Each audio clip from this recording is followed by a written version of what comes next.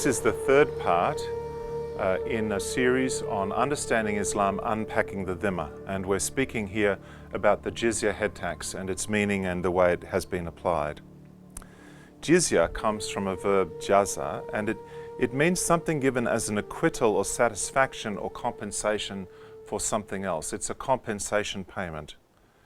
It's defined in the dictionaries written by Arabs but translated by the scholar Lane as the tax that's taken from the free non-Muslim, that is not a slave, of a Muslim government whereby they ratify their compact, so they ratify their surrender treaty, and that it assures them protection as though it were a compensation for their not being slain.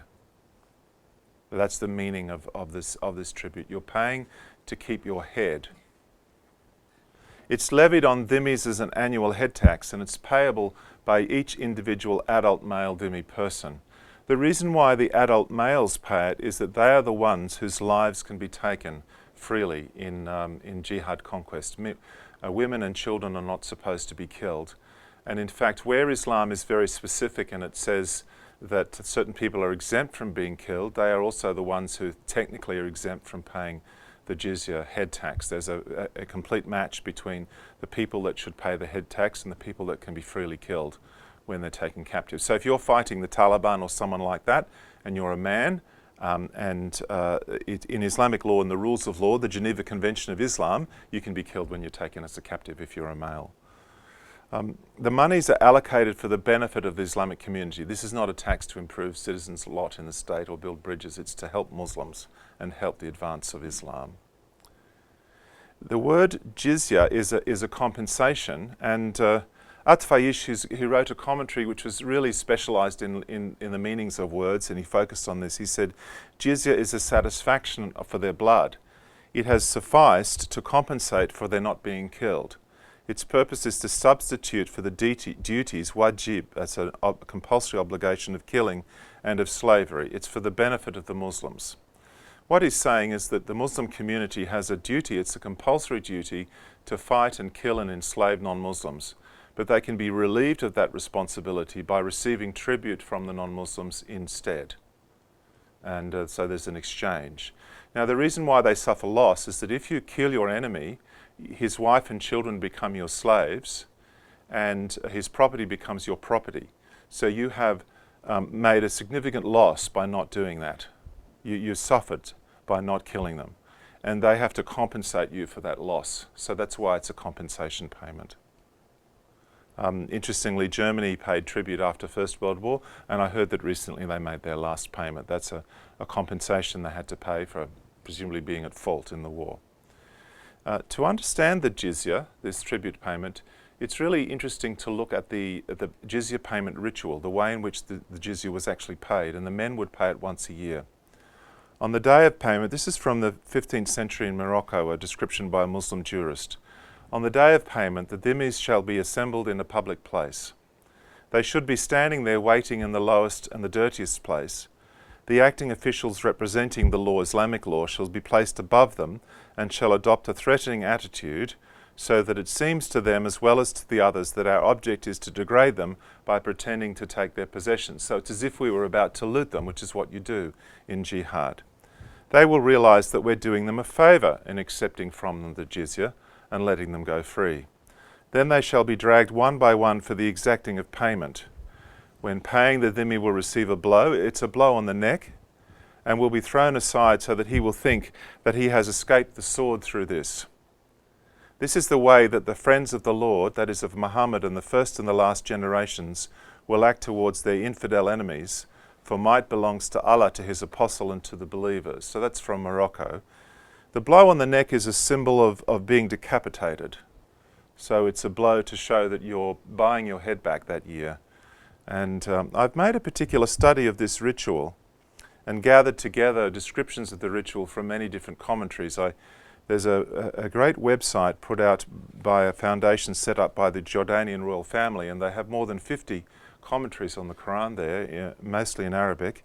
And we went through every commentary on 929, Surah 929. I collected together information from that and from legal textbooks. And here are some of the descriptions of the ritual payment.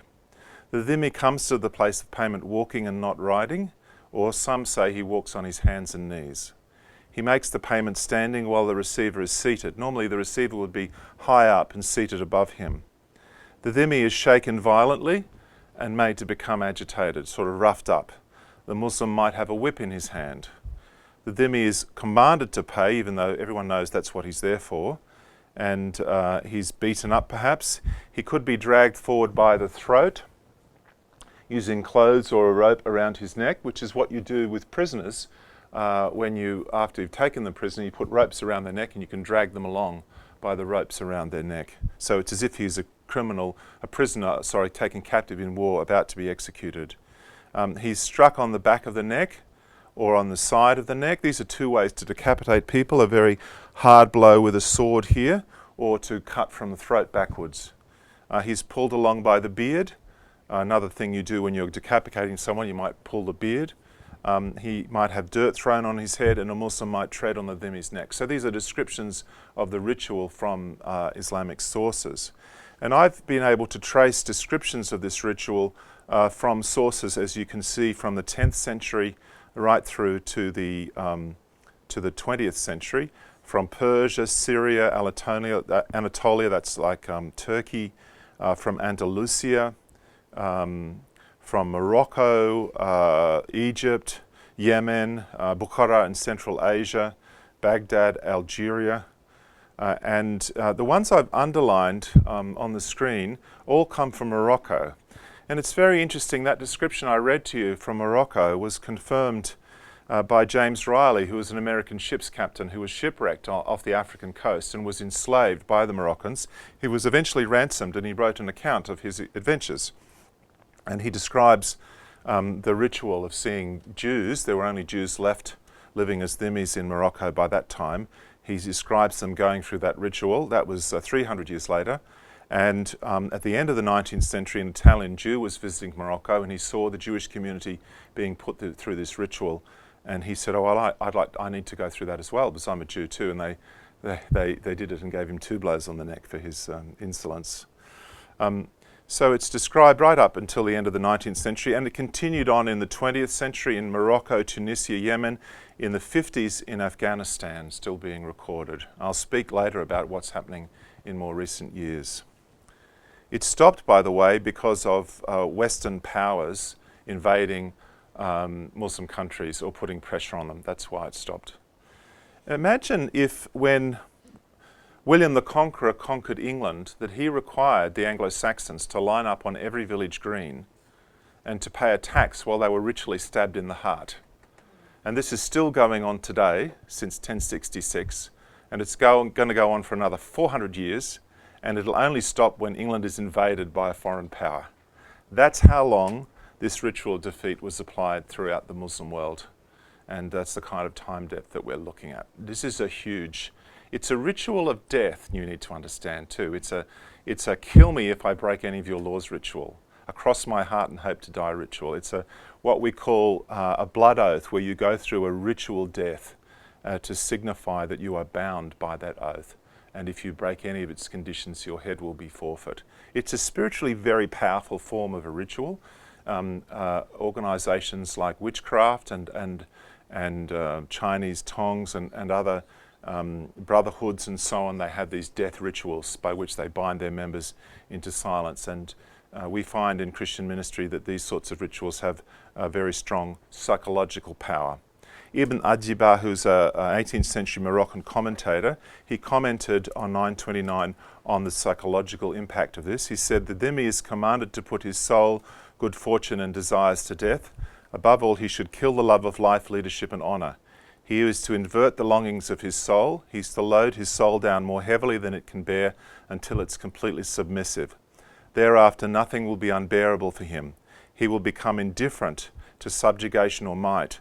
Poverty and wealth will be the same to him. Praise and insult will be the same. Preventing and yielding will be the same. Lost and found will be the same. And then when all things are the same, that is, when he's indifferent to all pain, humiliation and suffering, he will be submissive and yield willingly what he should give." So he's saying the purpose of this ritual is to completely break the spirit of non-Muslims, so that when we want them to give us money or give us their wives or give us whatever we want, they will just do it without any objection, and they'll have no ambition for themselves, no desire to rebel. Their spirits will be completely broken. Al-Alusi, who's a commentator from Syria, he said, "But we know that enslaving them is permitted. Whoever may be enslaved can also be subjected to jizya, because both slavery and jizya involve plundering their soul. The case of slavery is clear because we all benefit from slaves. In the case of jizya, this is produced by the infidel from what he earns, and he lives on what he earns. So when he surrenders his earnings to Muslims, which is his reason for being allowed to live, this is ruled to be equivalent to taking away his soul." So this has a very profound psychological effect. The jizya payment ritual symbolizes the destruction, really, of someone's freedom, of their life and their will to live. That's the end of that section.